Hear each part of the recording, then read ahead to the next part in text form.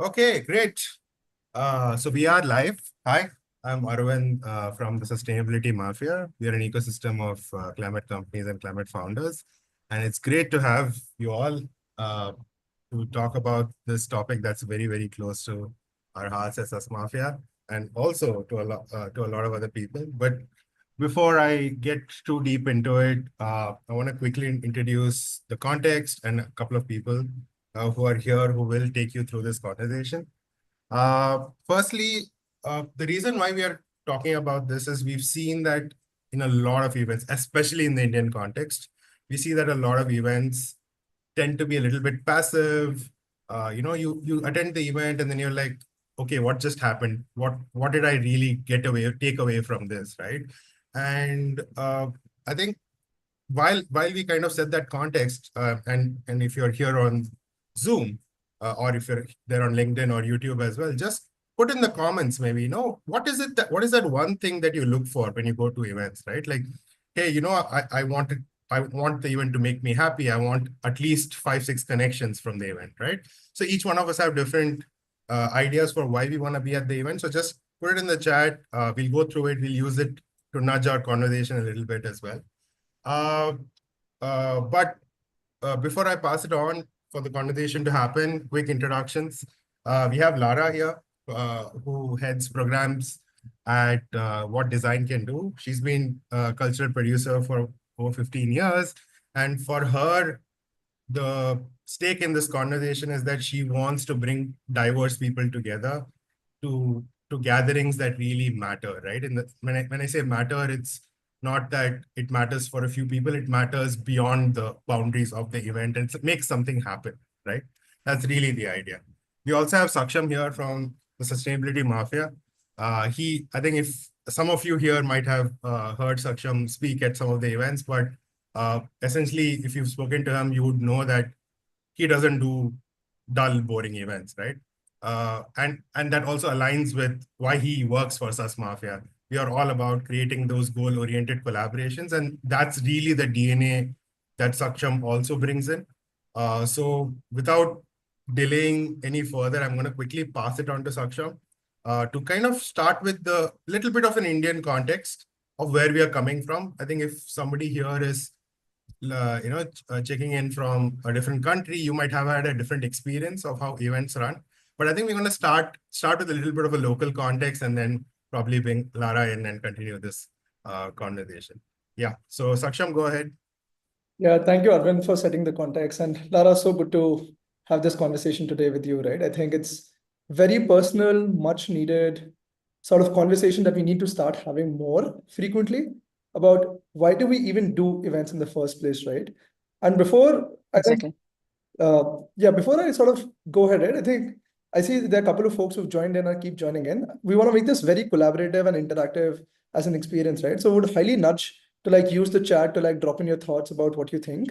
So I think the first question while we talk would be that what according to you is actually broken in the events that you've attended, right?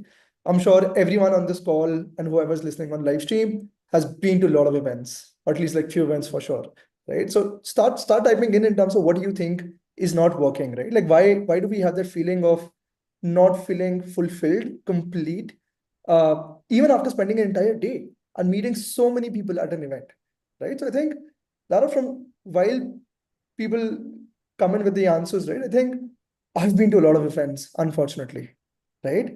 And I think I can confidently say from an India lens, 90% of the events, I feel like I should have just skipped. I feel like I really didn't get that value.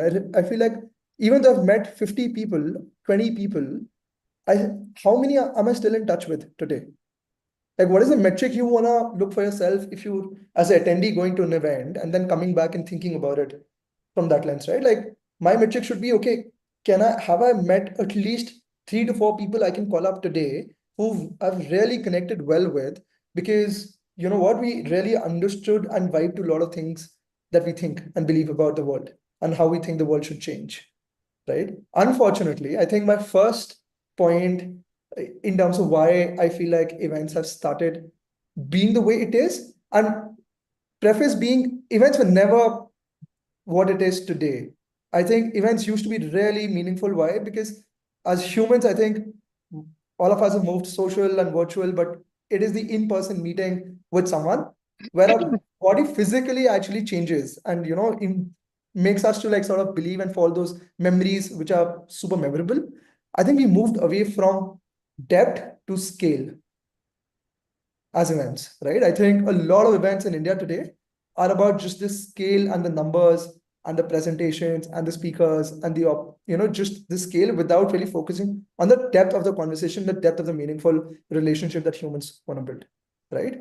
And I want to go a little deeper there, right? I think talking about depth and talking about scale, right? I think one classic example that we've seen in most Indian events is just a flurry of panels, and even panels, Lara, to an extent where there are not just two conversations, two people on a stage, there are 6 to 7 people on the stage in a 45 minutes panel where everyone just gets to speak for like maybe like 2 minutes. How are you really going deep enough in a conversation or a topic for me to actually make a lot of sense, right? Uh, so I think panel structure is something that feels very broken itself. Second, I think I feel like even networking has become transactional versus relationship building. So another point on why I think events don't work in India, I call it the badge scanning problem, right? We've been to so many events. All of us have QR codes now as fancy way of exchanging information. People just want to go and scan your badge and send you a LinkedIn request and be happy about it. But hey, I wanna know Lara before I do that. I wanna actually understand where Lara comes from, what she's doing, what she's building, why she's here, what's her success metric sort of looks like, versus just scanning a badge, sending a LinkedIn request, and saying bye. I think folks are talking about themselves before they're willing to listen first. And I think it's a mindset problem as well. Why? Because again, Lara, would love to know your thoughts about why do you think this sort of works, right? So I'm gonna take a quick pause here. Want to hear from you. What you think, right? Because you come from a very global context. You've seen some amazing events across the world, and I'm sure some boring events too. Definitely, yeah. So I do agree with some of your points, by the way. Yeah, I think what I relate to is the part of the sending at the panels with too many people. So I've been also to events where they just put in like 5 people on stage, and they're actually all just presenting their project in a very uninspired way, and that's it. And then there's some room for questions from the audience. And of course, it is a model that could also work. I mean, if you have guests that are putting their heart and soul in what they do, and they present it in a fantastic way, and they actually have a conversation together, then it's also inspiring to watch. And also, I think it's important that if the audience should then also have a role, because the audience should not only be listening, they are often also experts, right? Especially when you invite a specific audience. In our case, with what design can do, we focus mostly on creatives. We also invite policymakers and decision makers to work together, etc. But it's mostly focused on the creative industry. So they are also experts in the topics that we discuss. So they should have a role in those panels too. So where we can, we try to incorporate that. But yeah, and that part about scale, yeah, I don't really understand. I don't know that kind of event in that sense. I do know very scaled up events, like we have the Dutch Design Week in the Netherlands, for example, which is massive. It gets about like 300,000 people in 2 weeks in the city, but it's all over the city. People have choices. There's like this program, you can go anywhere you want. There's very interactive parts. There's just exhibitions, there's panels, there's talks, there's network opportunities, and it's also done in an artistic way. I think in that sense, skill doesn't have to be the problem per se. It's maybe also the way it's done. So that's, but yeah, in short, answering your question, I think. Yeah, no, I think very interesting insight there, right? Because unfortunately, while I do agree that scalable events can be designed better, unfortunately in India, that's not happening the case, right? And I've been to like quite large scale events that you're talking about very recently, even this year, last year, right? Where thousands and lakhs of people come to those events across days. But again, you ask anyone walking, you throw a stone and you ask anyone, hey, how was your experience? Yeah. It was just like Yeah. any other event. It was, Yeah, but it was, yeah. Oh, sorry. yeah, You go ahead. No, well, I was also thinking about what you said about going to events and then maybe meeting 40 people, 20 to 40 people, but that you're not in touch with any of them or maybe one of them. I also have it in a different way, actually. If I go to an event and if I only meet one person that really inspires me or changes the way I think or connects me to something that I didn't know yet or people that I didn't know yet or knowledge, it's already worth it for me. That's in a sense for me also a value. So I'm also interested in what the people in this who are listening think about that, if they agree with that or not. Maybe I'm just easy to please. That's also possible. And I actually have another point, right? Like something that I've been thinking about a lot. I think what I've felt in a lot of these events in India, specifically again, there feels like an information overload, right? And what I mean by that is, while everything is virtual, a lot of information already exists online, which can be consumed. But if it's the same repetition of that, then what is the value of me taking out my entire day to be there? Problem number one. Problem number two, on top of that, it feels like the agenda is designed to maximize the most amount of panel discussions, which you rightly said are one-way conversations versus two-way engagement street with the audience, where the goal is to get as many panels as possible, firesides as possible, back to back without any breathing space, right? Yeah, And the connected insight to that, I do agree. which I call the fourth problem, according to me, which is debt of serendipity in Indian context again, right? I feel like we've taken far away from it to be so programmatic, which has its own merits, but leaving some breathing space where actually most genuine conversations are happening outside the room, not inside the room, right? If that is what people want, why are we not designing spaces where it can actually be done in a more meaningfully curated manner? Yeah, I do agree with you.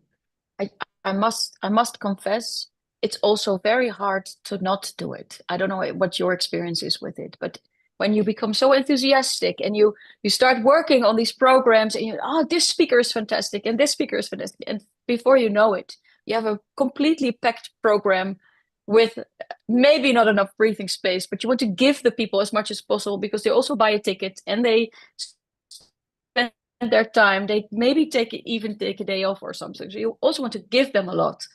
And then in that sense, it might be indeed sometimes wise to think, okay, maybe I should kill some darlings here and there. But I think, for example, for us at What Design Can Do, what we try to do with these bigger events that we do, they're not that big. I mean, they're between 400 and 1,000 people. But I mean, like for us, the bigger events is those like we are now doing in India. They are actually quite packed. But besides, for the people who like that, but besides that, what we do in the Netherlands, for example, at this moment is besides that, we also have these smaller events with around 100 to 200 people, which are focused on one topic. And we have 3 speakers all night. And the audience, it's kind of a very long evening, no, not long, but like a longer evening around a specific topic. So you can really dive into the topic and go into depth. And then it's less about inspiration, but more about really knowledge sharing. So I think it's also good to give people kind of a choice, right? I mean, it's some people might like it to just have it fast a lot and they can get inspired by a lot of people and sometimes the talk is better than the other, but you want to create as much energy as possible. You want to keep a pace, etc. And the other time it's for some people it's nicer to go to a smaller event that has more in-depth knowledge sharing and interaction.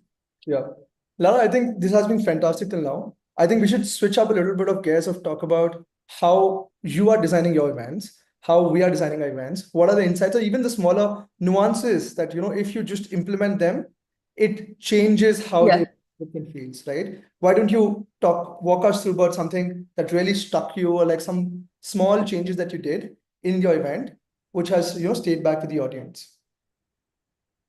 Ooh. Well, one of the things, you mean like in terms of what we did? Because I think one of the things that we started with was after doing the event already for a few years, we then, after 5 or 6 years, we just started asking our audience before we started creating it what they actually wanted. And we never did that before. We just thought that we knew what they wanted. But then it turned out that it was not that different than what we thought. But I think what we came to know is that people, especially the young creatives that we focus on, they really want to learn a tool. They want to learn something that they can actually use, because they sometimes they feel a little bit overwhelmed with the things that are happening in the world, and our events are about designing for impact. And so we try to inspire them, to give them the idea that they can change something, but then they also need the tools to do that, to give them agency. Like, okay, I'm an individual, what can I do? Okay, now I know how to hack, or now I know how to communicate in this specific way. Now I know how to visualize data in an inspiring way, so people understand what the problem is, and they know that so they understand what they need to change, for example. So that's what a designer could design for them. So we try to design parts of the event where people actually learn something that they can use. Wow. So that's something that we might have tweaked. So That's you one of the say things. one is actually taking very active feedback about people, what they want. And then second is essentially more about helping them learn certain things at the event itself, Yes. give them the agency to actually do, something at the day of the event. So I have from our lens, right, Laura, I think some very simple hacks that we've implemented in events that we've seen really changes the definition of why we're doing it. I think first and most important is the mindset and the context setting at the very start of the event, and reiterating that throughout the day of why all of us have come together, take out our valuable time, which is the biggest asset we have, right? For us at SusMafia, I think we really index on time and ROI, that if this event is not making the best ROI of your time, probably this was the wrong decision to be here, right? You probably shouldn't. Yeah. Right? So that mindset change of why we're coming in together as a collective from the first conversation of the day and being repeated again and again for us has worked tremendously well for all the events that we've done. And we've done a bunch of events across India, large scale, small scale, like you was talking about, right? Second, I think is also audience curation. For us mattered a lot. We said, while we can let the door sort of open for everyone, and we know there are certain limitations to this, but I think the advantage is that for the kind of events that we do, we actually want to move the needle when it comes to climate transition, which means we want all the people who actually have something to add to it should be there in the same roof, right? And we believe fundamentally that magic really happens when you put the smartest, most ambitious people in the same room and let them flourish. And just to add to that point, right? I think somebody from the Green Eartha team, they put in the chat as well. No, it's like the same people, it's the same formats, and there are no small group settings that enable sharing and collaboration, right? I think, Saksham, you've seen this. It's like everybody says that it's the same people who come to climate events, right? It's the same people who come to certain types of events. So, can we go a little deeper on that audience curation part? Yeah. Maybe I can also say a little bit about it, because what we have been trying to do in the past couple of years is, because those events for us are why we want to do those physical events, is because it's so we all know online you can have really good chats, but if you meet the serendipity of it, you just mentioned it, I think, and also meeting people in person is so different, because we know all about it. So what we try to do when we when we curate our audience is, it is focused on creatives, but it's very important for us to also have policymakers and decision makers in the room, and to create spaces where they actually work together around specific topics, because without the policymakers and the decision makers, a creative in the end, often, not always, can't do everything, because you can have fantastic innovation, but you need policymakers to work with you to implement it, and you need decision makers, whether it is from politics or businesses, to say yes, we're going to do this, we're going to work with you. And if you put them all together in a room around a specific topic where they're all experts on, and then they can start working together on potential solutions, the chances are bigger that in the future they will keep working together. And we also facilitate that often, not always, but often. So we always try to make it the start of a longer, like facilitate longer term relationships between those audiences. Yeah. No, I think precisely, right, Lara? I think, and I'll go one step deeper about how we have sort of thought about these events, right? Like for us, what are the main stakeholders who actually can move the needle, who, if put in the same room, unfortunately right now don't talk to each other. All of them are working in silos. And climate as a problem, impact as a problem is somewhere where you have to break those silos to bring them together.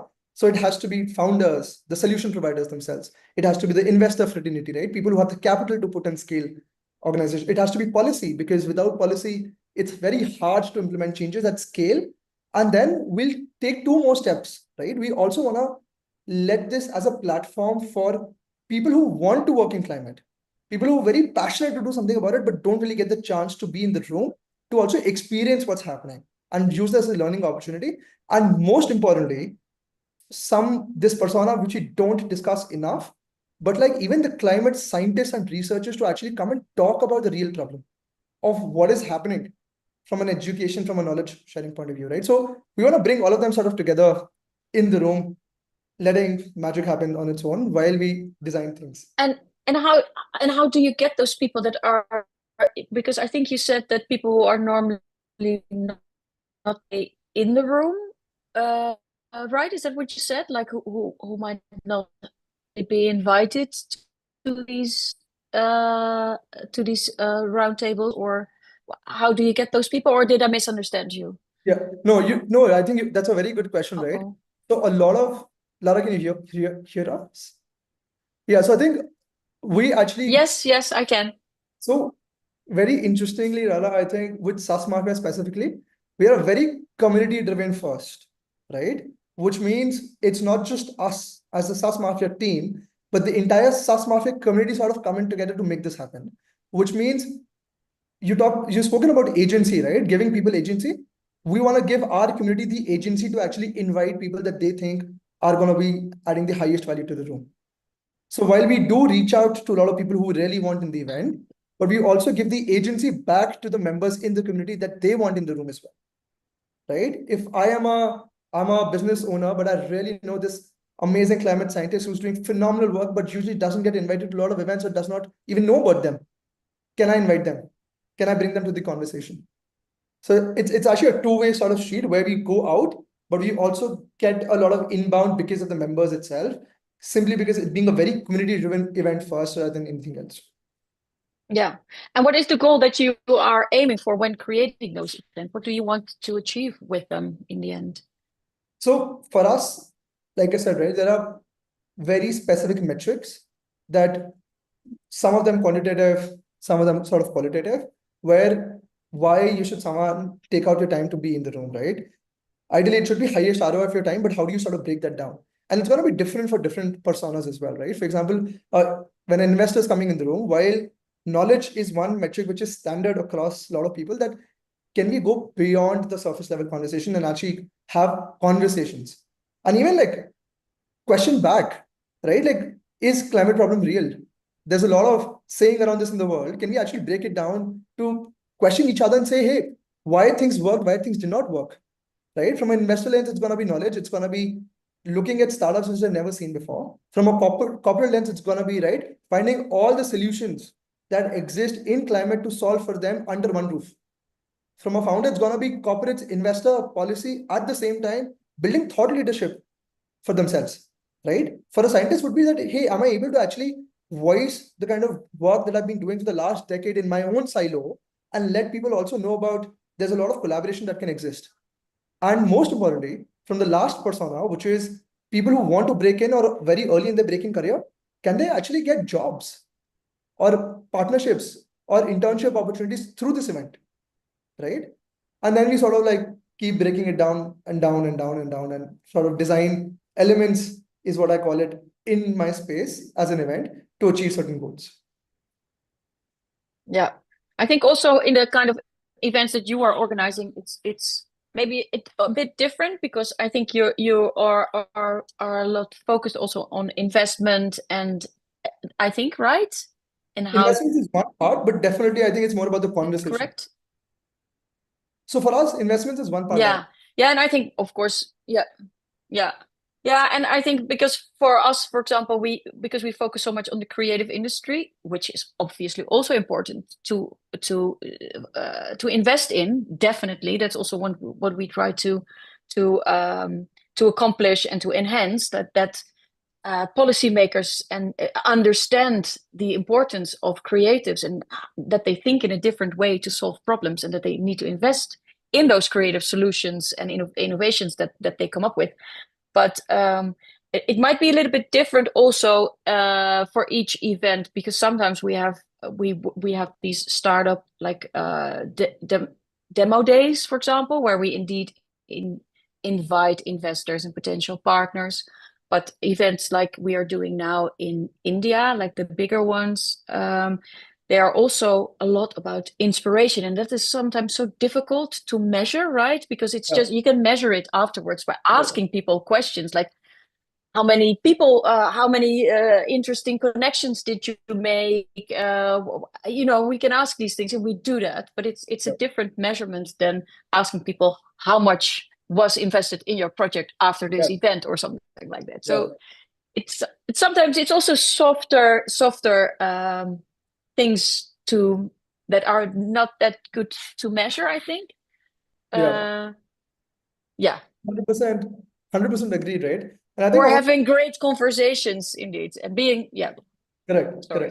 And I actually want to talk about a little bit more about, and I think you guys do a fantastic job in this, in just designing the space itself, right? Like the importance of space and how do you like break them down into segments which fundamentally makes it easier to achieve the goals that we just spoke about, right?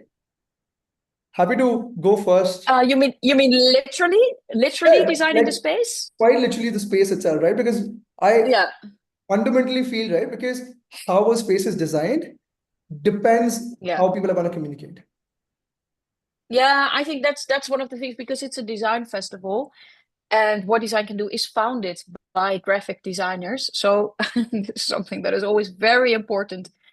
There's a whole identity for each festival. There's a whole new identity designed, and everything should be designed in that way. And so the space is and the execution of it need to be impeccable. That's what we try to do at least. But also we hire, for example, a theater director. So it's not just people coming on stage, doing their talk, going off. In the end, it is also people coming on stage and going off, but we hire a theater director to give it a more artistic vibe. But it's not only the surface, it's also he thinks with the themes that we are addressing. So he takes that into how he directs what's happening on stage. It's about where people come up, who is talking to who, what.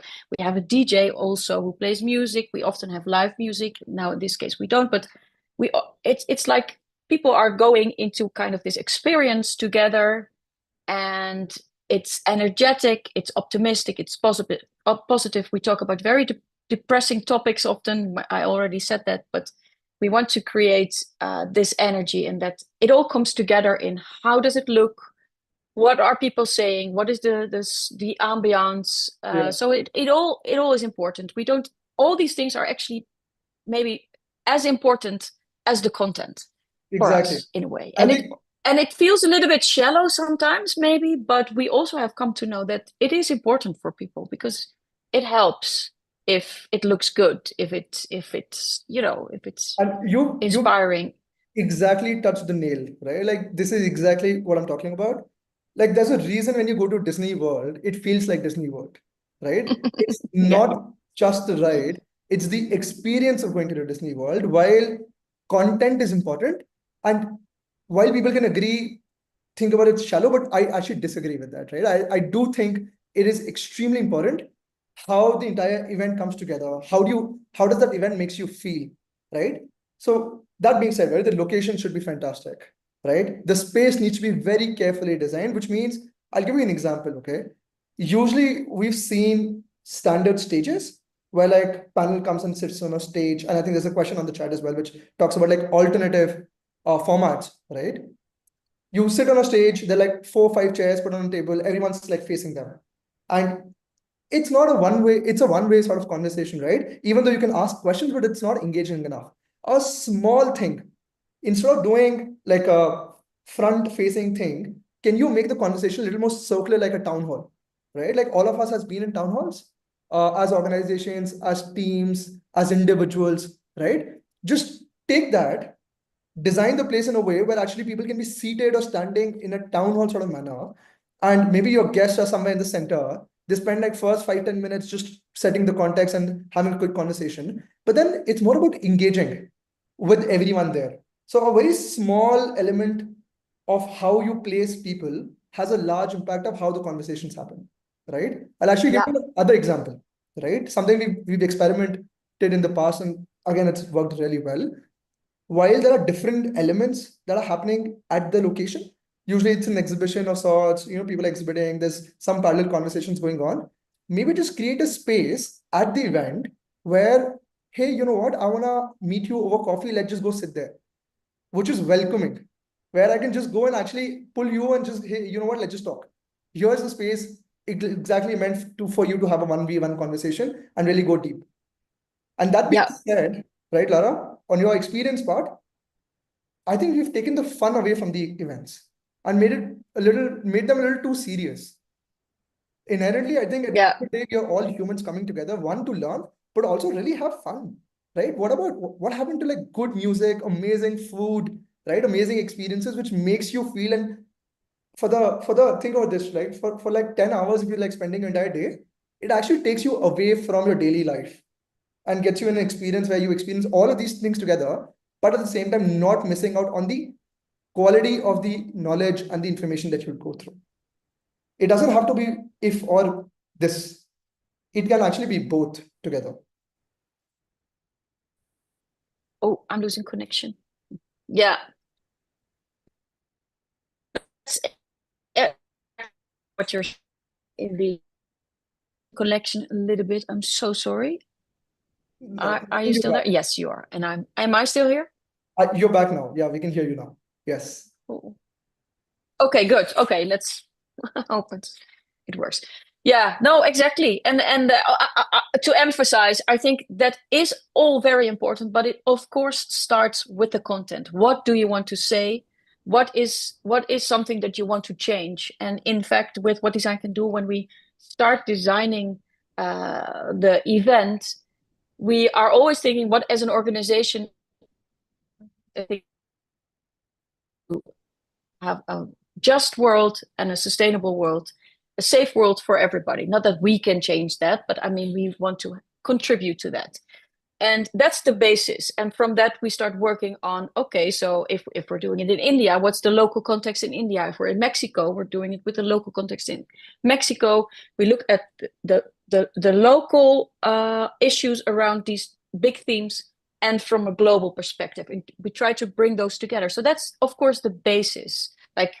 And then when we start creating the content, then we start creating identity, we design everything, and then at some point it starts to become equally important. But of course, the basis should be the content, because without content, there's nothing, right? 100% right. And I also want to touch upon another interesting thing that we started doing at our events, and we've seen insane amount of value add just on the spot. Going back to, again, same principle of highest ROI of your time, right? Which at SusMafia, it's more about the core philosophy that why we do everything. It's on giving more than you get as a community, right? And we want to transpire that in every single action that we do. So I go back to this very often, right? Where we talk about how you've taken out the time to actually come there. Imagine 300 people in a room. Lara, are you there? I think we've lost Lara a little bit. But I think you can continue. Hopefully we can catch her up. Yeah, I think she's really stuck. Okay, so I think, yeah, I'm losing connection. I think you're there You almost. wanna try turning off your video? Maybe. I know it's not the Go. best.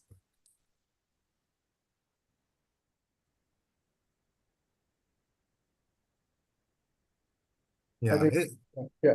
So things we'll just happen. Go continue, ahead. right? So I think Yeah. the larger theme is that, there are like, imagine 300 people at an event. All of us has come down, taken us precious times to be there. Imagine if you could just help one. Can you hear me? Yes, we can. Can you hear us, Lara?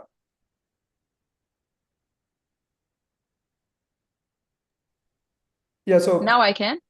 I okay. can hear you. I can hear you. Yes, Okay. yes. So I'm turning off my camera for a second because I think I might have more connection then. Yeah, that's perfect, right? So I think what I was talking about, Lara, while you were here, right, which is like all of us has, again, this principle of highest ROI of your time. All of us has come to an event to like really be there for the next 7, 8 hours, 10 hours. Imagine 300 people in a room. If all of us can just help one person on that day of the event, that's going to be compounded.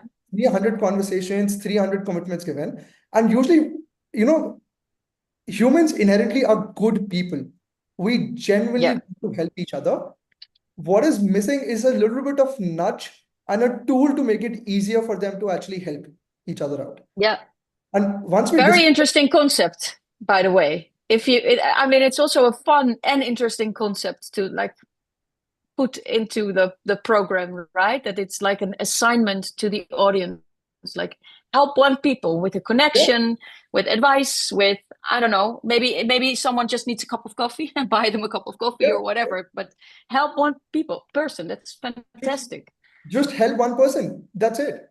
Just help one person. And what do we do, right, Lara? I think we've designed tools, which again makes it very easy for me to actually open up my hearts and give something to the audience first. It could be anything, like you said, right? It could be from a coffee to like connection to introduction to saying, hey, I want to talk to you post the event. And we've designed something called commitment Yeah. cards.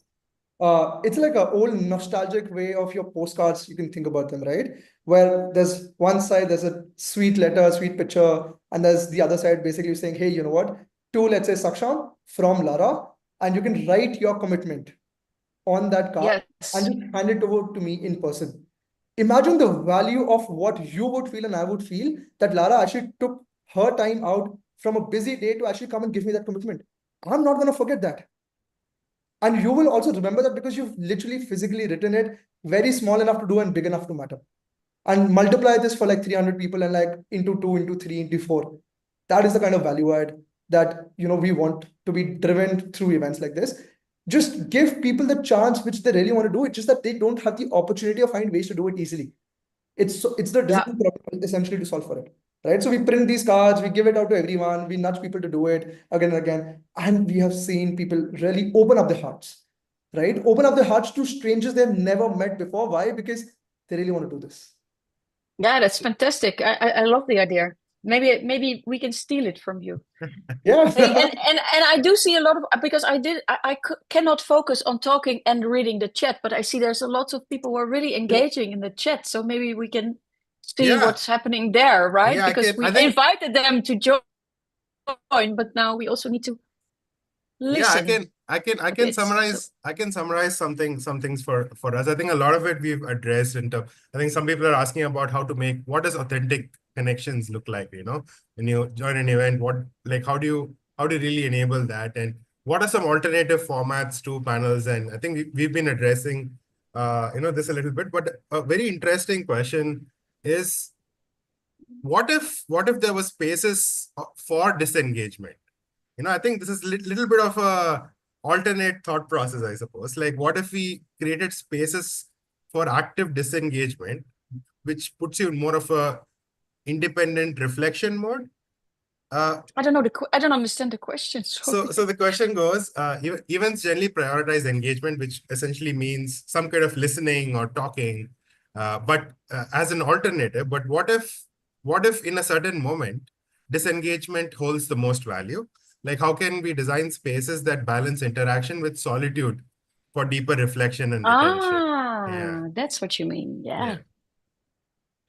Also interesting. Yeah. Have you Especially done also, something like that? Have you done something like that? And like how no, would that I even don't play think out? so. I've done it in the past, like very long time ago, totally different, but I haven't done it with what design can do yet. I think it's interesting to think about. Yeah. Mhm. For because we got sometimes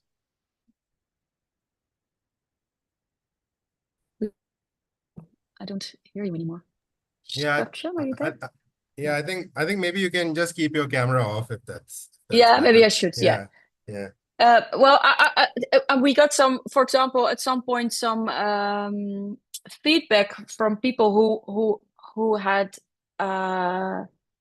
difficulties with lots of how do you say that? Prikkels? What's the word? Like lights and sounds and too many people. You call that in English? Who is a little bit sensitive to that, and they felt like the event was definitely not for them, and they gave us this as feedback to us after the last event. And at first I was like, yeah, okay, but this is, then you should just not go or something. And then I was thinking about it. I was like, yeah, but what if we design it in a way that there's also room for that? And that's not completely answering the question, because I think you mean it not in a literal way like I'm saying it now, but it is a start, a way maybe of starting to think about what if we create also spaces where there's room for slowing down. And yeah, I think that's very interesting to think about. We might have done it, by the way. There's a few workshops that we've done, for example, when we invited people from indigenous communities, and they had these rituals that they started with, for example, and it kind of worked in a way that it didn't disengage, by the way, but it created people to ground more, maybe. So it's not per se disengaging because the people were together, but it helped people maybe to connect with themselves a little bit more. I Yeah. hope it answered your question, but maybe not really. No, I think I want to take a stab at that, right? I think, Surya, I think this is a phenomenal question. And now that I think about it, I think we might not agree, but all of us actually go through it, of this cognitive dissonance that you're talking about at events, especially when you've met like so many new people at the same time, right? And you want like maybe like 5 minutes, 10 minutes of just like zipping out and then coming back Yeah.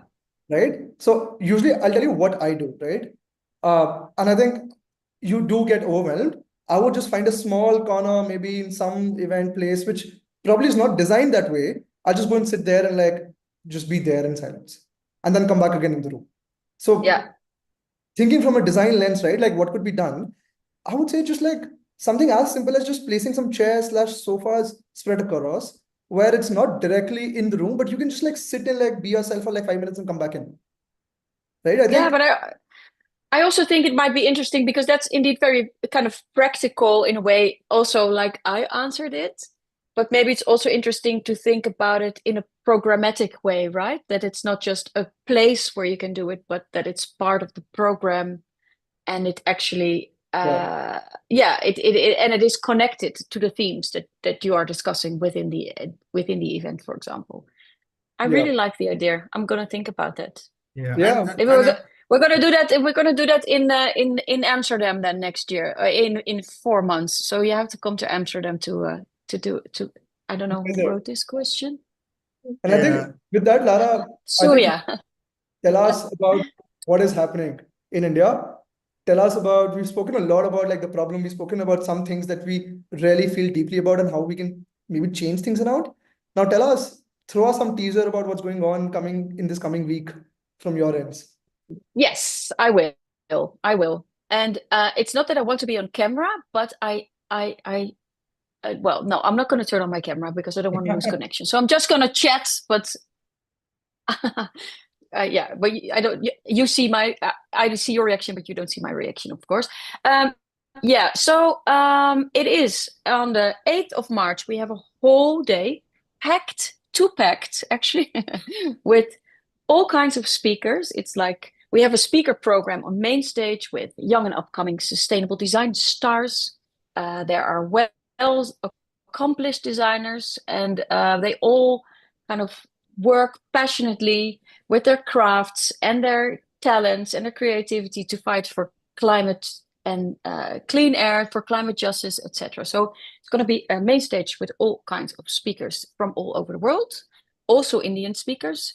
We have a few main themes that people are talking about, designing for community. Well, you can find it all on the website, by the way.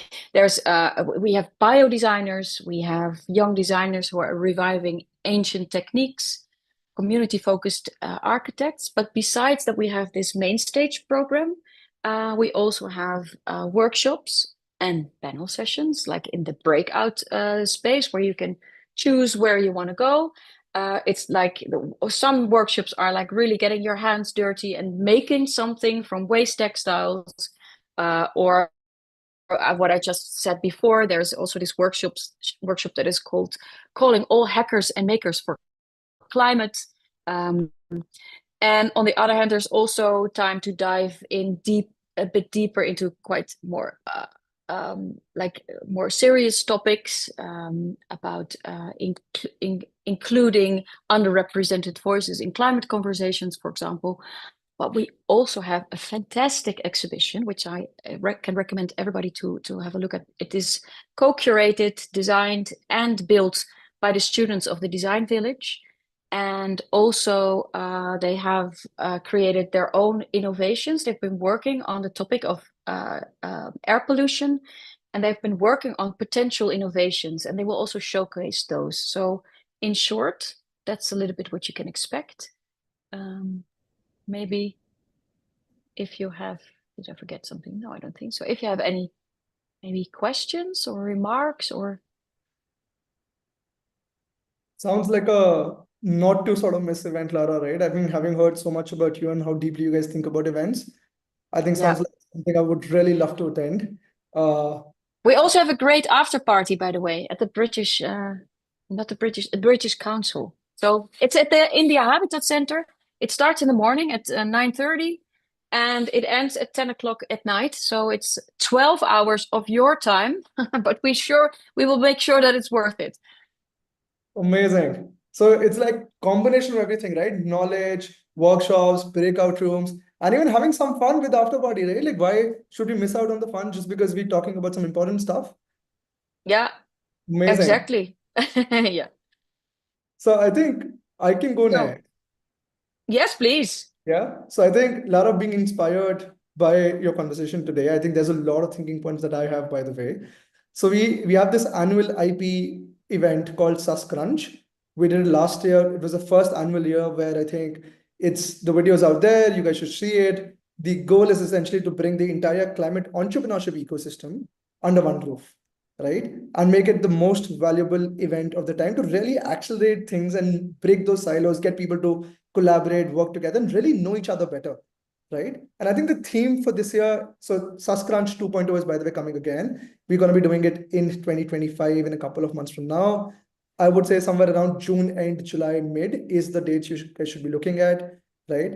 And the words that we very deeply, passionately associate with this event is authentic, is unfiltered, is keeping it extremely real, and focusing on accelerating the climate transition in India from an entrepreneurship lens, bringing all the stakeholders together, and most importantly, designing it to having the highest ROI of your time while having a lot of fun at the event, right? It could be, case in point being, hey, we want to bring a, let's say, climate comedian to talk about what's happening from a comic lens, right? That's like one short element to it. And then you want to have great music, great food, amazing location, which is going to be designed again to solve for some of these problems that we passionately believe in.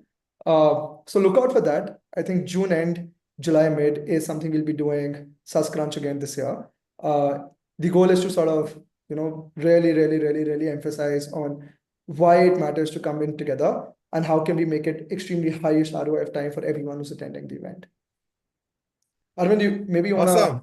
Awesome. Yeah. I think it's a good moment. I think we have 10 minutes left in our conversation. So it's a good moment for us to, open the chat. I see some questions that are coming in. And if anybody Anybody on the call Yeah. here on Zoom is feeling social enough, you can unmute yourself and ask the question as well. But if you feel it's easier to put your question in the chat, that's also fine. We have our first one. Like I think the question is, what is the role of discomfort? Like, like how much should an event put you outside your comfort zone, right? And is there value in kind of being outside that comfort zone when it comes to what you take away from that event? I think it's an interesting one. Yeah. One of you can answer that. Yeah, I think that's a very interesting question, right? I think controlled discomfort, I think, is controlled uncertainty is somewhat, I think it's a two-way to sort of look at this, right? Like, because I know fundamentally it's not easy for all of us to just be in an event, and most events unfortunately expect you to put a facade on, right? Let me start with that. I think most events unfortunately expect you to be the best version of yourself, versus if we can break away from that, can we be real and authentic, right? And when you're being real and authentic, I don't think so you're feeling discomfort. You feel discomfort when you're not being authentic, when you're pushing yourself to be someone else, right? Where there is no judgment in the room about who you are and what thoughts you have and how do you want to sort of take that. So I think one is a mind shift from both the attendee in terms of where you're coming, and also organizers play a role, in my opinion, to making sure that this is not the case. And I'll go a little deeper, right? For example, at the events that we do, we don't facilitate our guests or like speakers or like people who like sharing information with any gifts. Because we actually want to set the context of saying that, hey, you know what, everyone's equal here. There's no hierarchy in place. While they might come from a position of some more leverage information, but they are here also to learn more, to share the thesis, to share the understanding. And we want to have it a more two-way sort of engaging conversation versus of rewarding people for who they are. So we do away with all of that stuff, right? So Surya, I know it's a very interesting question. So in summary, it's like more from a mind shift change from both the attendee in terms of why you're going, and also like an organization setting it plus, and being authentic leads you to not have that discomfort so much. Yeah, I also think of course, if discomfort is different for everybody, and I personally hate being out of my comfort zone, but I know sometimes it can be good. No, what we at What Design can do also do or try to do is invite speakers that sometimes have a somewhat controversial way of expressing themselves or in their creativity or in their topics. We often invite activists.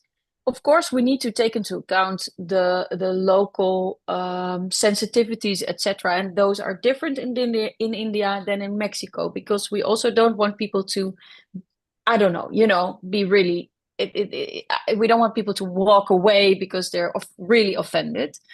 But yeah, it is. I think it's good if someone kind of wakes you up, right? If you hear someone speak or see someone's work that kind of makes you think about, oh wow, this is something that I hadn't, or that I'm doing always. Someone is confronting you with your behavior or with your ways of thinking. I really think it's important, and of course, you cannot have a whole day of that. Well, you can, but maybe we don't want that. But I really like it when you sometimes are being a bit shaken up by what you see or what you hear or what you experience. So yeah, I think yeah, Oh, every event needs some comfort zone leaving, being pushed out of your comfort zone in that sense. and I actually do agree, Lara, right? Which what you're saying, right? Because, and I think that's also one of the reasons why some events are not working well, is because people are trying to be too sensible about what they say and not really expressing themselves, right? You and I can have Yeah, confident opinions about things, but what is meaningful is, can you and I openly share them? It might be yeah, discomforting for me to hear your opinions, but I actually want to listen to what you say. yeah, And yeah. But then, yeah, definitely, and yeah, I think that's what in a way it's about, right? That's why you want to come together, because you have to listen to the other. Otherwise we could just all stay home. That's the whole thing about the interaction. Yeah, and just to on the context setting part, right? Saksham, you want to talk about the long slow dinner and how that actually is an uncomfortable thing to do, right? We ask people to put their phones away. Yeah, maybe just on the context setting, that might be a very good example to relate to. Yeah. So, Lara, for your context and also everyone's listening, right? We actually came up with something called LSDs, which had Arvind not pointed it out, breaks it down to like long, slow dinners. And when I mean it slow, we mean it really slow dinners, right? The intention here is like, how will I work with Lara better? How will I work with Arvind better? Is when I really understand Arvind. When we go beyond surface level to understand, who Arvind is, where he comes from, what his mission values are, what are his discomforts, right? What are my discomforts? And for me to drive vulnerability, we need to spend that time. So we do this very small, intimate events. I wouldn't even call it events. I would just call them hangouts, right? 6 to 10 founders, essentially, we do it for these decision makers, for them to like really know each other better so that they can break the barriers and help each other out in the process of building their companies. Get them in a very intimate sort of someone's house, ideally, or like a cute cafe where there's no outside disturbances. Get them to spend the next 4 or 5 hours straight just talking about themselves, talking about each other's problems, being really vulnerable. So this becomes a tool which is designed to drive vulnerability, which essentially helps build that meaningful conversations. And when you're being vulnerable, I don't necessarily have to agree with you, but I have to listen to you. And so that we come to a conclusion where you say, hey, you know what, I can disagree with you, but I really still want to work with you on a few things. Yeah, good one. I see that we're also running out of time, but there's two things I would like to address that came up in the chat. One is Surya. She was asking about the kind of the role of the attendee. I think you actually put more than one question or suggestions about it. I think that is something that we at What Design Can Do have not yet been doing really a lot, except for getting feedback and ideas, etc. But it's definitely something that we want to develop a little bit more. So maybe you want to come on our program team, Surya. I think you have all these great ideas. And then there's a question from Preeti about the waste-freeness of the event on the 8th of March. We are trying to be totally no waste.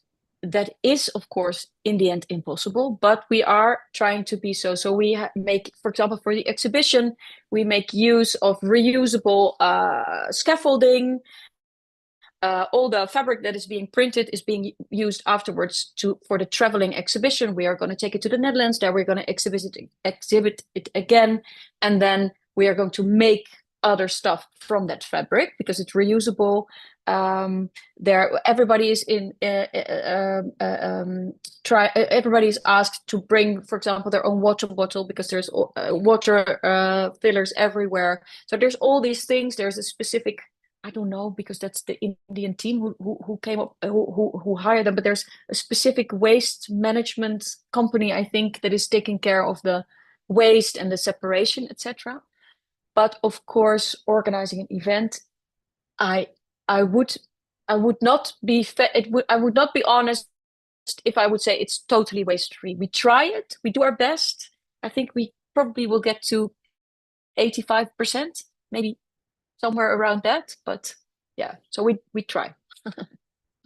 Yeah, and just to add, the waste management is being done by a company called Recircle, and Recircle is basically part at this event on the 8th, and we work quite closely with them as well. So Preeti, check out Recircle. They are the ecosystem partner when it comes to waste management. Yes. Of the event, right? Yeah. Yeah, so in a way it is waste, but if it's being reused, is it then still waste? I don't know. That's the question sometimes, right? Yeah. But yeah. Saksham, you have any opinions on that? I know we've spoken to Lokesh from Greenlit when it comes to decarbonizing events and all of that. No, I think it's very important to now start talking about this. And the good thing is that, people like Lara are already doing something about it. Just like any other climate problem, right? It's very hard to like completely be 100% to it. But what are we doing and the steps we're taking to actually start the conversation from there, right? And just like Lara, I think our event is also going to be sort of focused around sustainability. That what are the elements we can introduce to reduce, as if not zero waste, but as low as waste as possible, and see what are the applications of the waste that are being generated. Can it be reused to something else, right? Repurposing leads to lesser production being in place. So 100%, I think, would encourage more and more larger scale events, corporates, any event, right, to look at the waste that Yeah. from an event point of view.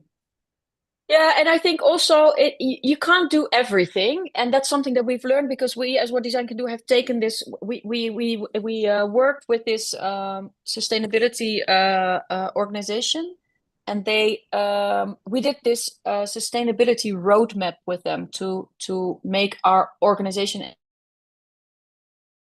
and our events more sustainable. How many times can you use the word sustainable? But you know what I mean. So it was very interesting because you really have to dive deep into what are you already doing, what are you focusing on, and what should we focus on, because what has the biggest impact. Sometimes, for example, what we have experienced is that we had lunch that was in the Netherlands, and then the caterer wrapped it in a thin plastic foil, which of course we asked them not to do, but they did it in the end. And we got a lot of backlash from it.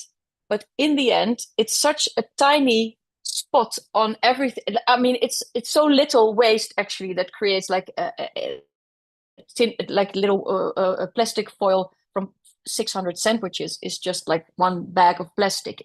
We don't want it, but there are these other things that we focus on that have much more impact about trying to get everybody who is from Europe to travel by train, for example, instead from flying in. I mean, you could wrap 700 billion sandwiches in plastic for one flight, for example. I don't know, that's not the exact number, obviously, but I mean, so you have to choose what has the most negative impact and positive impact, and where do you want to put your efforts in and your resources in, because it also is, of course, yeah, time and money in a way to spend on that. And yeah, but we all should go towards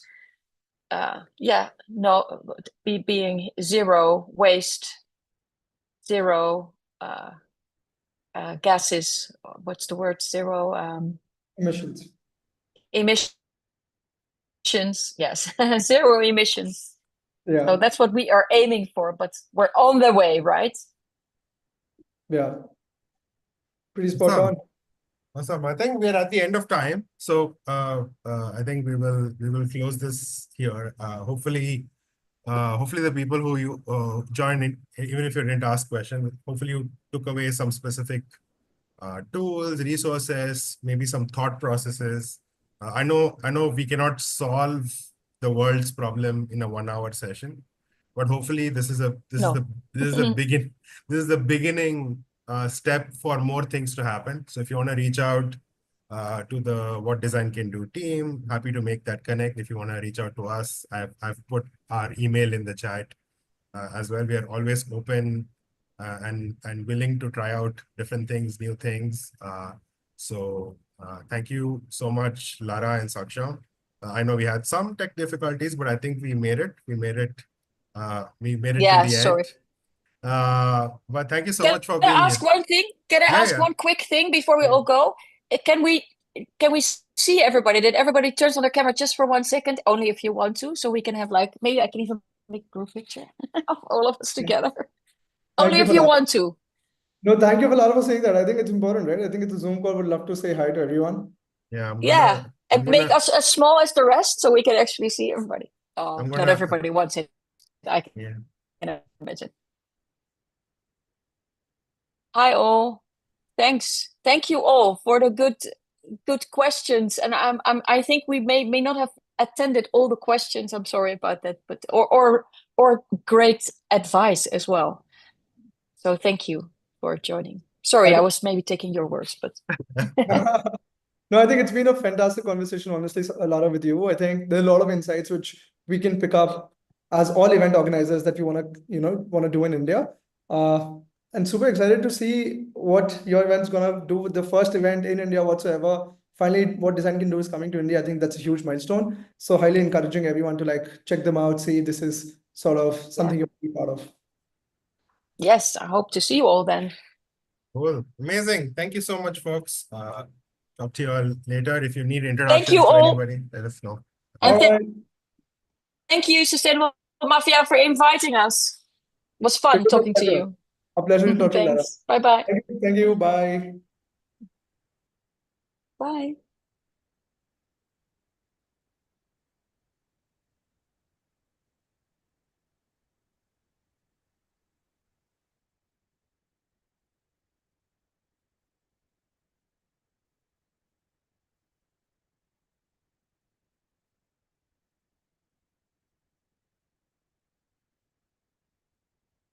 Cool. Lara, thank you. Thank you so much. I have a sneeze incoming. Yeah. But they just wouldn't leave. It's They like, wanted to stay. yeah, people want to keep staying. But thank you so much. I hopefully that was useful in one, putting yourself out there. I know it wasn't.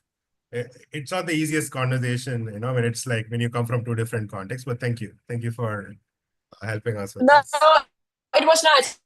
At some point, didn't remember what we discussed before, and I was like, "Did I already say this, or was it in our pre-conversation?" I didn't remember. But no, I worries. liked it, and I actually thought the input from the people who were there was great as well. So thank you for inviting us. And I'll actually connect you to Surya. He's a good friend of mine as well. So I'll connect you to him. Yes, I would love to. Since you like these ideas, maybe once you're done with the hassle of the event, we can get on Yes, a call. no, it would be great. Yeah, Cool. he has some great questions and things to think about. So that's great. Thank you. Sounds great. I'll make a connect via email. But thank you so much. I hope you have a great rest of your day. Yes. And all the best for the event. Yeah. Yes. See you. Me too. Thanks. Bye. Yes.